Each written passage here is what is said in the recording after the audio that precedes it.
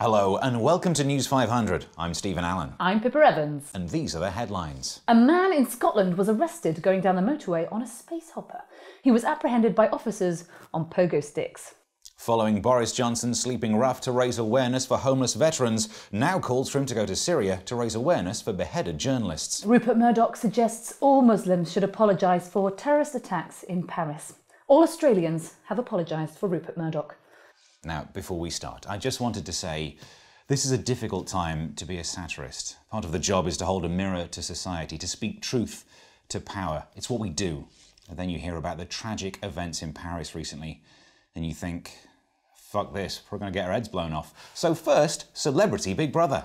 This year's show has already had its first eviction of former Baywatch actor Jeremy Jackson after he sexually assaulted another housemate. He apparently was trying to get a look at her breasts, but if he wanted to see some tits, he could have just looked around the house. Fox News commentator Steve Emerson said that Birmingham was a Muslim-only city where non-Muslims don't go. And if they're trying to get there on East Midlands trains, he could have a point. He also stated that there are areas of London where people are ridiculed for not wearing the correct clothing. He's right. It's called Shoreditch. Emerson acknowledged that he was incorrect after learning the origin of the city's name. In Old English, Birmingham means burning ham. To tell us more, we're joined by our minority correspondent with the Minority Report, Mark Daniels. I love ham. Thanks, Steve. This week, Fox News reporter Stephen Emerson revealed that Birmingham is now so Islamified that non-Muslims are not allowed in. Not even if they take their shoes off. Now, obviously, I would go to Birmingham to report on this, but I'm not allowed in. So instead, I'm in London, outside the recently renamed St. Paul's Mosque. The American terrorism expert went on to report more truths about the UK, like the Oxford Dictionary changing the correct American term trash can to bin in honour of Osama bin Laden, and British cows being so brainwashed by Islam that they now say Moo-Hamid. Mayor of Birmingham, Ozzy Osbourne, stated that in fact only 22% of its population is Muslim, but most Americans think that 22% makes up a whole. Of course, in the UK, we know that all 22% of Americans are Mormons who eat McDonald's 3 times a day and only shoot people who deserve it because they're black, for example. The official Muslim population in America is 0, but that's because Americans believe that people in hijabs are actually black postboxes. The events prompted the hashtag I'll Ride With You, where 124% of Muslims in Birmingham offered to travel with others so they feel safe taking the bus. Of course, that's only on the proviso they're willing to carry a bomb in their bag with them. Now, Steve, some of this report may be true and some may not, but much like Fox News, I just can't be bothered to find out. Back to you in the studio. Thanks, Mark. The terrorist organisation ISIS hacked the US Central Command Twitter feed, which led to its immediate suspension. However, ISIS also gained access to their Facebook page, which got 1,000 likes, their MySpace page, no impact, but most surprising, their Grindr account. After the hack, the US Defense Department ordered all their passwords be changed from We Hate ISIS to We Hate ISIL. Tragedy hit Paris last week with an attack on the satirical magazine Charlie Hebdo, which has infamously featured cover pages with cartoons of the Prophet Muhammad. Some believe that not only were the killers angered over the depictions of the Prophet Muhammad, they were a rare sect that opposes all types of cartoons. When the police raided the attackers' hideout, they found images of cartoon characters all over the walls. Some had large crosses over them, including Bambi's mum, Simba's dad, and Kenny. They killed Kenny? Mm-hmm. Police did discover a frozen doll hidden under the bed of one of the attackers, because even a cold-blooded killer finds it impossible to let it go. Of course, the most important reaction was felt in the United States, because no one else really matters. To learn more, we're joined by senior American Misunderstanding World Events correspondent Eric McElroy. Hello, Steve. That's right. The U.S. has reacted to the slayings with disbelief.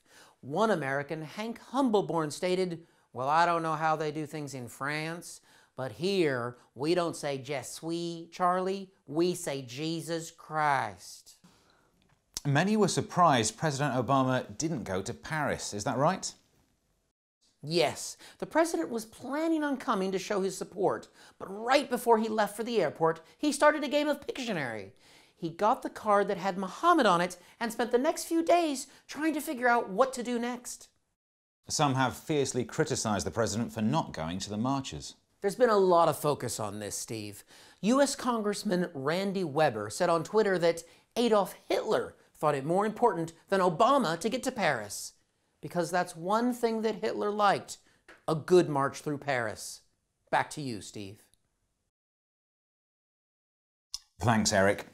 The real tragedy is that those brave satirical cartoonists were killed, and yet all those dicks that do street caricatures still live. Mitt Romney may decide to run for president for a third time in 2016. Ronald Reagan also plans to run again, surprising many since he died in 2004. A spokesperson said that even as a corpse, Reagan has more charisma than Romney. A British nurse suffering from Ebola is no longer critical. Officials have said this proves their original suspicions that the main cure for Ebola is being white. It was the annual No Pants Day this weekend, where tube, rail and subway commuters ditched their trousers for no apparent reason. Pants, of course, mean something different in the UK, as does subway, which is why Steve is now banned from that particular sandwich shop. I asked for 12 inches. Shut up in sex. It's cold in there. North Korean demigod Kim Jong-un is to open a restaurant in Scotland. It's thought that the restaurant will have no menu and that patrons will simply have to eat what they're given. He also plans to open a hair salon offering only one style. That'll work for you. And finally, it's competition time on News500. Great idea. With a recent survey showing that the most popular Christian name for a boy in England is Mohammed. So we challenge you to draw a picture of what you think Mohammed looks. Bad idea. And that's it for this week's News 500. To get your regular fix, subscribe now. The week's news in 500 seconds. Ish. And to play us out is Steve Gribbin with his ballad for Prince Andrew. I love Steve Gribbin!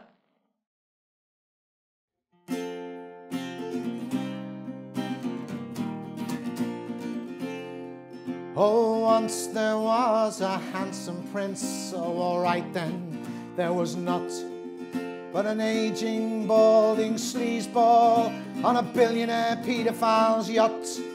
Full well did he covet young maidens and the right lustery.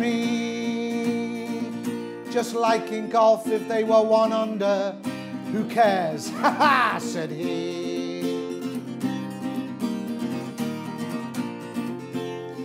For 'twas in the Virgin Islands, which lived up to their name, up stepped bold Jeffrey Epstein, put vulnerable women on the game. I bet when she was growing up, she never imagined life so foul. She dreamt someday her prince would come, but not all over a towel.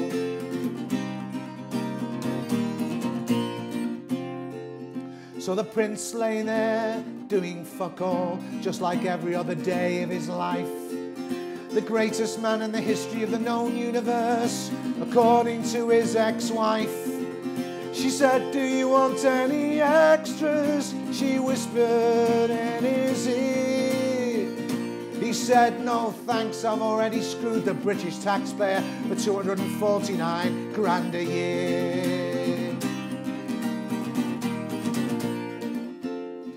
And so the unblemished House of Windsor closed ranks as his par.